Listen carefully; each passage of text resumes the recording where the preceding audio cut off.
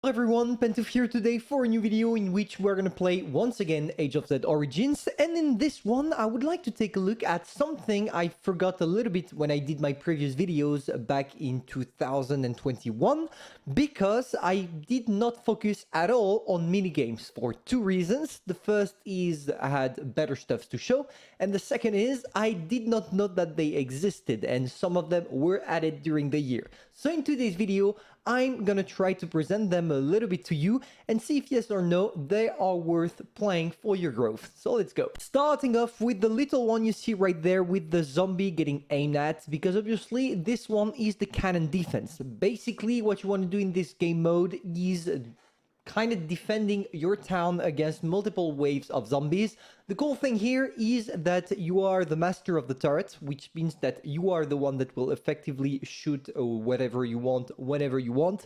And at the same time, it's going to be a little bit complicated when you have multiple waves of zombies coming. But let me show you. So of course, we have the cool cinematic in which we have the little turret popping out of nowhere.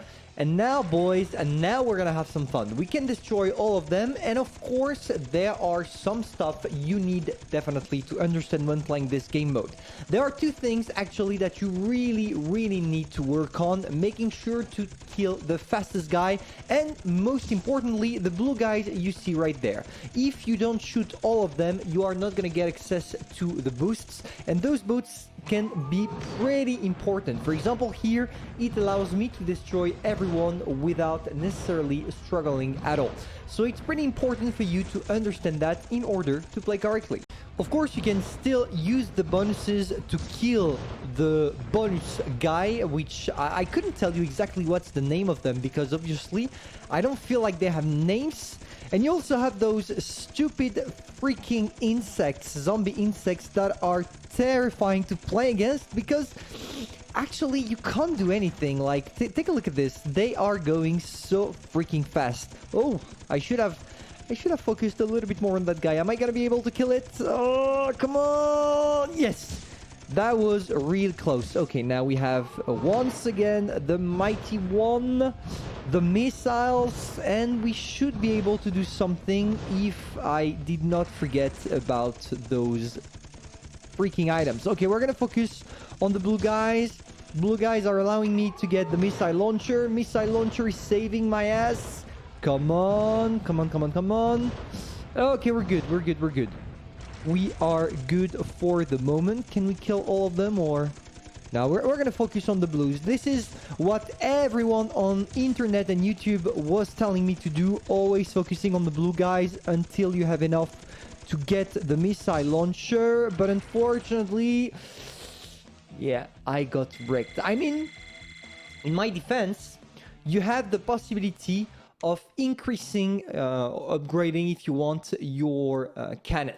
The thing is, it's separated in three different types of upgrades. The regular one, which is the machine gun you are using regularly. The missile launcher, the one I used. And you have the possibility, when upgrading the cannon, to get access to the laser gun. The laser gun is probably the strongest out there, but at the same time, it's problematic because if you increase the overall level of your cannon, because for the moment it's for an event, you are gonna have to reset it, which means that if you go to level 10 or 20 thinking that you are gonna keep your cannon at this level, the next time the event drops, you are still going to be level 1. I learned that the hard way because I increased it to level 40 or something like that, and I realized after that you did not keep the updates, which means that it's not worth it at all to spend money or to spend your resources trying to upgrade the cannon. Just have some fun from time to time, and to be fair, it's not necessarily the event that is going to make you a better player or grow your town. It's just for fun from time to time, and it's better that way. The second minigame is a little bit weird to be found because I literally found it by mistake. So what you want to do is going to my info right there on the top left or top right corner, because you can also access it from your avatar. So we click there, then we go on settings, don't tell me why, I don't know, and then click on minigame right there. And from here, you will see what we call collision course that has multiple levels. It goes from level 1 to level 80, and they are going to give you gradual bonuses, which are very interesting because it's actually quite easy to win this. I'm pretty sure that the concept of this minigame is something you already saw, boys, because it's basically being good at math. If you are, you should not struggle at all, and you should be able to get whatever you need. And just by doing that, climbing up the stages, etc., you can get yourself some precious bonuses for the rest of your town. I'm just going to do something a little bit because I feel like otherwise the sound is going to be a little bit too horrific for you and your poor ears. But basically, well, if you're good at math, and it can probably make you recap a little bit on multiplication and addition, you should be able, without necessarily any struggle, to get what you want, get 3 stars easily, and therefore get yourself some experience for your troop, for yourself, for your commander, and for your officers. On top of that, sometimes during special ways, you are gonna have to fight a great boss. Here, for example, it's the Butcher, and it's not necessarily that hard, knowing that I'm a little bit good at math, without bragging. And of course, when you arrive with nearly 200 troops against some poor boss, well, he doesn't stand a chance at all. And of course, the bigger the stage, the harder the boss is, because here and now we are gonna fight what we can call an abomination. And of course, the abomination is followed by multiple types of zombies, which means that you need to kill first the zombies to get to the main boss after. But let's be honest, it's not like they are trying to make you learn equation of the second degree or anything like that. So if you went to college or even the primary school, I feel like you should not struggle at all getting what you want. Of course, it's gonna become a little bit harder as you get into levels. You're gonna have moving bonuses, etc. But let's be fair, if you can use your hand properly, you should not struggle at all getting what you need. And it's kind of cool because it allows you to just relax a little bit, get your hands on the game, having some fun, and unlocking good bonuses without necessarily struggling at all doing it. So it's a good way to make you play the game without feeling bored about it, while at the same time unlocking things that are necessary for your town to grow. And another cool advantage of this mode is that you are going to see exclusive zombies, kind of, with cool animations.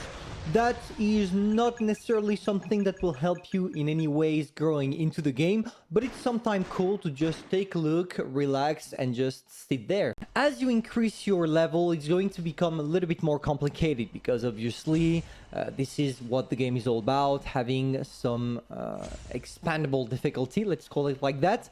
And it's going to become interesting at stage 10, stage 20, etc. because every time you get to a stage gap, so level 10, level 20, level 30, the game is going to add something that will make it more difficult to get the 3 stars at the end of the mode. But of course, if they didn't do that, it would be just pretty lame because it would just be basic math. So at least here, it needs you to be a little bit active and not to just click here and not do anything. Like you click, you wait, you don't do anything, and of course you are gonna take those little spike there that will totally destroy your boys. Can I get there? Yeah. I lost a little bit of my troops, only 5. It's probably going it's not going to be too problematic. 60, 180. I don't want to take the divide by 2. Yeah, the problem is when you start getting a really big amount of troop, you are forced to take all the negative bonus, unfortunately. But hey, it's not gonna stop me from getting what I need, because I feel like with nearly 250 troops, I shouldn't struggle at all regarding the boss we are gonna fight.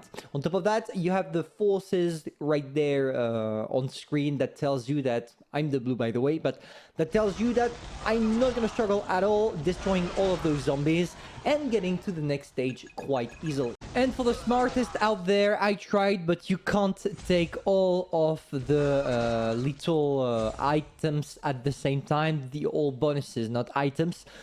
For example, here, if I wanted to get the multiply by 2 plus 20, both of them, it's not going to be available. It's better because obviously if it was possible, the mode would be pointless. But at the same time, if you could have a little bug, you know, just to get those, that would be cool. But I'm not gonna complain. The minigame itself was already balanced. It can be cool from time to time if you want to have fun, and that's it. One thing I noticed, though, concerning the last minigame I showed you, is the fact that in order to get to level 80, you will have to increase the level of your city. Basically, mine is at the moment at level 9, because it's based on the city hall, the building that you can see right there. And the thing is, what you need is to get it to up to level 38, which is the maximum level, if I'm not mistaken, into the game in order to be able, after, to unleash the beast and go to level 80, where a mighty reward will be waiting for you.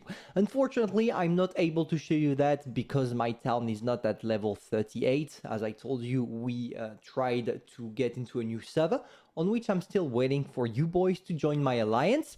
And well, that's it. I feel like we had the pleasure of watching every single minigame this game has to offer. So now that this video is over, I just want to remind you that we created an alliance on which some of you already joined. We still have places, even if it seems like it's not the case because we're at 30 out of 30.